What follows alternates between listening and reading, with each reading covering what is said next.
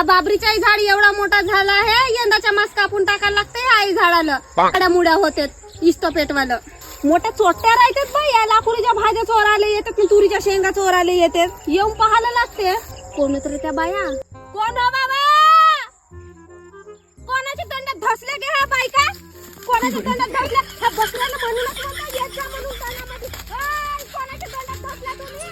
आम्ही सोनव तुझ्या घराजवळच्या बाया. घराबिरा जवळचं नाही, पहा ना कशा म्हशीसारखी बसून तोडत आहे भाजी. वरल्यातल्या का ना बाई यायला कोणी सांगत होतीस ना मस्त पिंकीच्या मायच्या तोंडावर लाकुरीची भाजी लावली आहे म्हणून. बाबा निंदाले आलून म्हणून दिसली, रो धान कापाले आलून तर दिसली आम्हाला भाजी म्हणून सांग. मोठ्या चोट्यात घे बाबा बाई, काही जास्त तोडा नको भाजी, मी पहिलेच सांगत आहो.